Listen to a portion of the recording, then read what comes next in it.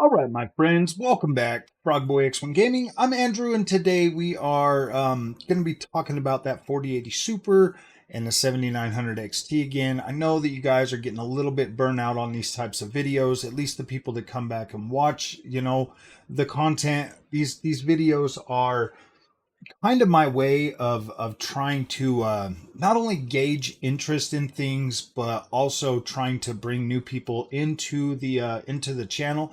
And I greatly appreciate every single one of you guys that watch these videos. It really does mean the world to me. But I also want to say that, like, 75% of the viewership is new people coming to the channel when I post these videos, because they're curious. They want to know, what somebody thinks, or maybe the thumbnail or something, in the title catches their eye, and it drives their curiosity. And you know I get it, man. Like, when I buy one of these graphics cards, I do the 30 days worth of videos for that graphics card, because not only am I trying to gauge how how people are, interested in that kind of content, but I want to see, if if the ad revenue from buying these purchases is worth it in the long run, or how long it's going to take to try to make some of the money back for these. I get it, that you guys get a little bit burnout, but I want to set, like, the record straight with this video. Now, I bought the 4080 Super because I was curious. Like, I was absolutely curious to see what, that higher end, Nvidia experience was going to get me for that money. And I thought it would be a good idea, to get that and try it, because I was super satisfied with the 4070 Super. Like, that 4070 Super is an absolute beast. And if you get, like, the Founders Edition card, man, it is such a premium experience that you're just like, wow. And that was, like, the first time that I'd actually gotten, like, an Nvidia thing, and I was absolutely, like, floored and blown away. And then, like, playing some of those games and actually getting to have a playable experience with ray tracing at 1440p, I was pretty excited about that. Like, I was pretty happy. Seeing Hitman 3 with the ray tracing enabled is just something I was like, wow, this is actually really cool. I like the and I've said this in a few other videos that I like how the ray tracing effects in some of these games actually refines the image quality to a point where you're not going to notice it, like, all the time, and it's not something that you're just going to be like, whoa, man, and you're just going to notice the whole time. But the refinement that it brings to the overall image quality on certain games looks very good. But then you can, but here's the thing, guys: ray tracing is very subjective right now. There are some games that do it very well: Hitman 3, Control from Remedy, Cyberpunk, Alan Wake. Some of these games that have, like, really good ray tracing in them, they also get let down by games like Suicide Squad, or, some of them other games that are like, yeah, we got ray tracing, or what was that one? Jedi Survivor. Like, freaking Jedi Survivor, man, you turn on ray tracing, even on the 4080, it still just feels like garbage. It doesn't feel that good, and it doesn't bring any real, that one doesn't bring a whole lot of refinement to the overall game. So I do like ray tracing, my friends, when they do it right and you can actually utilize it. Obviously, I was getting a decent experience on a 4070 Super, so I do, buying these GPUs, guys. It really, because, man, I could just buy something and then just dump truck through life, being, super negative about it, and being like, yeah, man, you don't need to buy that because ray tracing's broken. Because, like, look at what I was saying before. You need a 4090 to experience ray tracing, but now that I've had a 4070 Super experience that gives me good enough ray tracing performance at 1440p, I've changed my stance. And that's good for me to be able to adapt and change and open up and be open-minded. A lot of people come and they say I'm biased and whatever else, but no, guys, like, I'm constantly changing, I'm constantly evolving the more experience I get, because the more real world experience I get, the more it helps me adjust and change my way of thinking, and to be better and to bring you better content. Now, when I look at the AMD experience, okay, because Nvidia has this experience that you can get on Nvidia. AMD has another experience too, and I don't want to I don't want to say something just something like, oh yeah, AMD's the budget king, and then just move on. That to me doesn't give you enough information to make that choice or to make that buying purchase without explaining that there are things in the AMD experience that you're not going to be able to get with the Nvidia experience. Whereas, like, obviously with the ray tracing, because let's face it, that is the biggest thing that really separates for gaming. For gaming, that is really the biggest thing that separates Nvidia versus AMD is the ray tracing experience. Now you can say DLSS is better.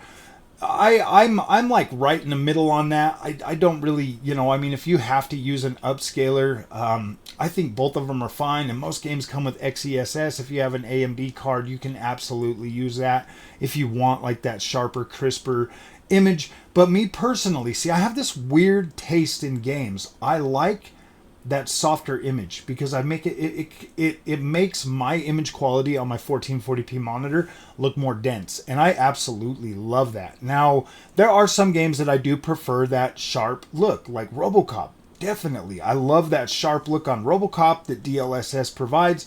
That looks good. So when you look at some of this, and like some games, I don't mind like the flicker in the background. Where some games I would like it to be a little bit more, stable or something like that. So when you look at these different types of things, and then you come back to the AMD experience, which is, most reviewers, and you guys are right for calling me out on this all the time. Yeah, the other reviewers always say that it's a budget king. They do. They do, but they never elaborate enough on the experience that you can get with an AMD GPU to where people just think about like, oh man, I'm just going to buy that cheap stuff because I'm broke, and not knowing the kind of experience that you really can get with an AMD GPU. So in a way, people are coming here to this channel and telling me that I'm spreading misinformation. Well, they don't give you enough information on other channels, but they're there to tell you how great DLSS is and how good ray tracing is, when they don't actually give you the full picture about that either. They tell you that ray tracing is good, but do they tell you that it's only good in like 20% of ray tracing games? Like like some ray tracing games are absolute garbage. Like they run poorly. The ray tracing doesn't make a big enough difference to actually care to use it. So you're buying these GPUs on the premises that you're going to get like this amazing ray tracing experience when in reality, the ones that have really good ray tracing are a little bit harder to run, and definitely you're going to need, a pretty potent GPU to actually get the full benefits of that. Whereas the other ones are just, they just put in the ray tracing and slap that branding on that, and they're like, yeah, it's ray tracing. And then it's not as good. But if you look at the AMD experience, their strong suit is not ray tracing, but there are games that you can get a pretty decent experience with ray tracing. Like you can. You're getting like 30 with my 7900 XT, I'm getting like 3090 Ti ray tracing performance, or 3090 Ti or 3090 ray tracing performance, which was actually pretty decent. And if you use FSR, it actually does, pretty much work out to where you can play that game and still get the ray tracing. So when people say that you don't get no ray tracing at all on AMD, that's completely false. Now, I will tell you that there are different types of ray tracing. There's hardware ray tracing, which is like your Nvidia type deal. But then there's also software ray tracing, where they do all the calculations and it still gives you like that ray tracing look effect, with like shadows or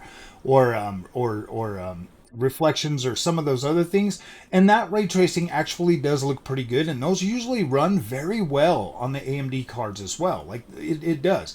When you got like software Lumen and software, all the other stuff that come with like Unreal Engine 5 and stuff, that usually tends to do pretty decently on the AMD GPUs as well.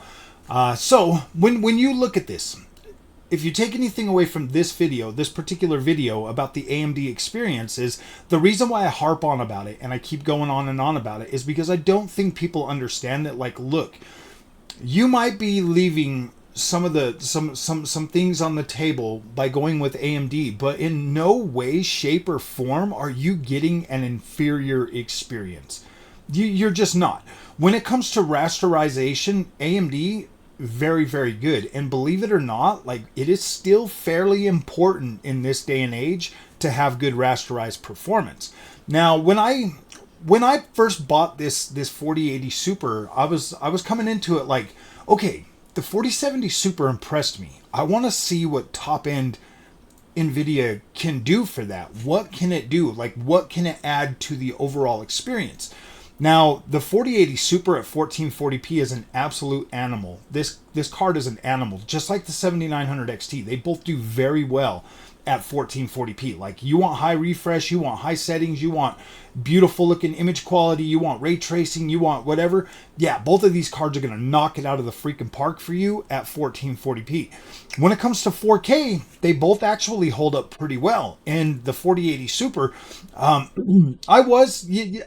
don't necessarily think I was looking for more performance. What's actually here is actually pretty dang good. But I was caught off guard. I was caught off guard with the performance that the 7900 XT gives me relative to what the 4080 Super does. So yeah, that kind of caught me off guard, guys. Like, I was like, wow, this 7900 XT is actually a beast. And so when I'm looking at that and I'm playing these games, when I'm playing these games on these GPUs, my friends, like, my experience, like, if I'm being honest, my experience is just mind-blowing. Because I mean, I came from consoles, 38 years of consoles, and then I come over to PC, and like, I've been dabbling in low-end stuff, mid-range stuff, and now I'm playing around with the high-end stuff. Man, this has been such an amazing journey for me to be able to experience the stuff I've experienced on PC gaming in such a short time. It's like I'm cramming all this stuff in, and like, I'm really satisfied with the overall experience that PC gives you. And yes, I do get a little, I guess you could say, tribalist. It's not I'm not necessarily biased. I just kind of feel like, everybody's always there to tout all these great, amazing things about Nvidia, and it's true, guys. Like, most of this stuff is pretty dang good. The 4070 Super, very stable card for me. 4080 Super, very stable card for me. 7900 XT has been stable. 7800 XT was stable. 7600 XT was stable. And I didn't even give the 4070 a real chance, guys. I did, but I didn't. You know what I mean? And so that's on me. That's on me for being being stupid and not really trying to really see the advantages or really see what that experience was really about, and just being too hot-headed to really give it the fair opportunity that it deserved. Because I do kind of feel like that 4070 was actually a pretty decent card for 1440p, high refresh 1080p gaming. So now that I look back, in hindsight, the way I experienced, the way I've been putting myself in there and trying to experience PC gaming, and like, oh gosh, I got to stop drinking coffee before I make these videos. Sorry, guys. But the way I've been experiencing, PC gaming since I started a couple of years ago was I've been letting like the, just allowed people kind of get in my head and make decisions, not necessarily make decisions for me, but kind of just, giving into it and being like, all right, whatever, I'll just do that. That seems like the popular thing. And ever since I bought like the AMD GPUs, man, like, gosh, I don't ever feel like I'm at a disadvantage when it comes to Nvidia. And I think that's important for gamers to understand, that like, what AMD has right now, I don't necessarily think that if you forego getting an Nvidia GPU and pick up AMD, like, I don't think you're going to be like super disappointed at all. I think and I've said this before, I think there's enough exciting good things in the AMD side that is going to make you like happy. Like, you're going to be like, whoa, this is cool. And then you get used to it. And then you're like, oh my gosh, this is such a freaking cool experience. And that's the same. Like, if you've been using Nvidia for a long time and you get AMD, like prepare yourself, because you might get a little bit frustrated at first, trying to figure out how everything goes and how things work. And especially once you get so used to something, stepping out of your comfort zone and trying something new is pretty hard. And that's literally why I keep forcing myself, to buy Nvidia GPUs, to buy AMD stuff. Eventually I'll pick up an Intel one and we'll try that on the channel and stuff. But as it sits, and as things go, obviously I'm going to keep the 4080 Super. I'm going to keep it. I'm going to keep my 7900 XT. When the new cards come out, yes, I am going to upgrade. I am going to get next, 50 series card and a new AMD card. I'm probably going to go back down into the mid range. I'll probably pick those up just to kind of stay relevant, in terms of like PC specs and stuff like that. Yes, I will be watching very closely to Computex when the AMD CPUs are launched.